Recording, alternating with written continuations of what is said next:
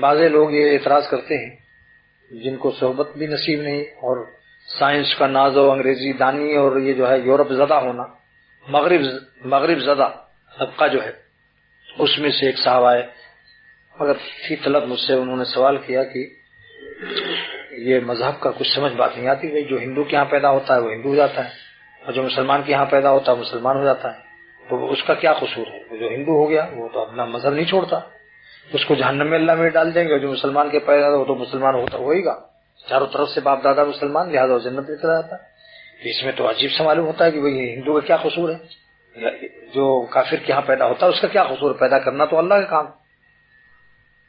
تو میں نے کہا سنو، بات یہ ہے کہ اللہ تعالیٰ کے دو صفات ہیں، ایک عدل کا ایک فضل کا۔ 15 سال کی عمر میں عقل بالغ ہوتی ہے، بلوغ عقل جو ہے 15 سال میں اس ڈگری پر اور اس اعشاریہ پر پہنچتی ہے جہاں سے حق تعالیٰ کی توحید شناسی اور معرفت اور اللہ پر ایمان لانے کے تمام اسباب سمجھ میں آنے لگتے ہیں۔ وہ عقل اس قابل ہوتی ہے، اس معیار کی ہوتی ہے کہ مکلف بھی ایمان ہو جاتی ہے، توحید وہ سمجھ سکتا ہے وہ شخص 15 سال کے ہوتے ہی۔ زمین دیکھتا، آسمان، سورج، چاند، ستاروں کا یہ رات دن کا آنا جانا، آدمی سمجھتا ہے اس کا کوئی چلانے والا۔ اب یہ ہے کہ اس عقل کو استعمال نہ کرے، فکر و تلاش نہ کرے، اس کی بات ہے، ورنہ صلاحیت عطا ہو جاتی ہے 15 سال کی عمر میں۔ یہی وجہ ہے کہ کافر کا جو لڑکا 15 سال سے پہلے مر جائے وہ جنت میں جاتا ہے، کیونکہ ابھی اس کی عقل اس مقام پر نہیں پہنچی تھی جہاں سے وہ توحید حاصل کرنے کی اور اللہ کو پہچاننے کی صلاحیت حاصل کرتی۔ اگر اللہ کو ظلم کرنا ہوتا تو کافر کے سب بچوں کو ڈال دیتے جہنم، بولو۔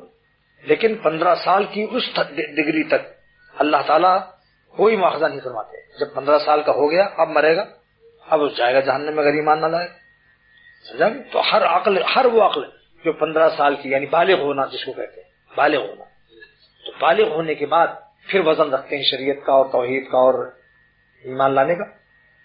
اب رہ گیا مسلمانوں کے ہاں جو پیدا کر دیا جس کو، اس کو آسانی ہو جاتی ہے ایمان لانے میں، کیونکہ اس کے ماں باپ سب مسلمان ہیں۔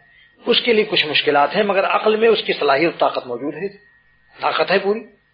تو اس کے کافروں کے ہاں جو لوگ پیدا ہو جاتے ہیں وہاں صرف عدل کا ظہور ہے، اور جو مسلمانوں کے ہاں پیدا کیے جاتے ہیں ان پر عدل کا بھی ظہور ہے، یعنی ان کو بھی عقل دی جاتی ہے اسی ڈگری کی، لیکن ساتھ ساتھ ان پر فضل کا بھی ظہور ہے کہ ان کے لیے ایمان لانے کو آسان فرما دیا گیا۔ اچھا، عدل میں اعتراض ہو سکتا تھا کہ کسی پاگل کو یا کسی 15 سال سے کم عقل بچے کو بھی جہنم میں اللہ میں ڈال دیتے قبل والے ہوئے، لہذا اعتراض ہوتا جبکہ کافروں کے بچے بھی جہنم میں ڈال دیے جاتے۔ لیکن جب عقل جب تک بالغ نہ ہو، علماء نے لکھا ہے اور اس کی تحقیق اس کے حوالے بھی ہیں میرے پاس، تو معلوم یہ ہوا کہ عدل کے لحاظ سے ظلم نہیں ہے، فضل کے معاملے میں ظلم ہوتا ہی، فضل میں ظلم نہیں ہو سکتا۔ مثال کے طور پر آپ نے 1-2 مزدور رکھے اور ان سے کہا بھائی تم میرے ہاں 4 گھنٹے کام کرو، میں تمہیں 25-30 روپیہ تم کو بھی دوں گا اور 30 روپیہ تمہیں بھی دوں گا۔ اس کے بعد دونوں نے خوب اچھا کام کیا، ایک کو 30 دے دیا اور دوسرے کو آپ نے 30 روپیہ بھی دیا اور ساتھ ساتھ آپ نے 1 ڈبہ مٹھائی بھی دے دیا، اور شامی کباب اور مرغی پک کی بریانی تھی وہ بھی پیش کر دیا اور اس کو نہیں دیا آپ نے۔ اب وہ کہہ سکتا ہے، اعتراض کر سکتا ہے، صاحب آپ نے مجھے 30 دیا اس کو آپ نے ڈبہ مٹھائی کیوں دیا؟ آپ کہیں گے کہ وہ عدل تھا، میرا جو اعلان تھا کہ میں دونوں آدمی 4 گھنٹے کام کرو گے تو 30 روپیہ مزدوری دوں گا، یہ میرا عدل ہے، عدل کے مطابق تم کو مزدوری دے دی، اب میں اس کو اپنا گھر لٹا دوں، جو چاہوں دے دوں، یہ میرا فضل ہے، فضل پر کوئی اعتراض نہیں۔ سمجھ گئے؟ اور یہ جواب میرے اللہ نے میرے دل میں ڈالا، الحمدللہ، اللہ کا شکر ادا کرتا ہوں۔ بزرگوں کی جوتیوں کی برکت سے عین وقت پر جواب اللہ عطا کرتے ہیں اپنے رحمت سے، وذالک فضل اللہ یؤتیہ من یشاء، اللہ تعالیٰ کا احسان عظیم ہے۔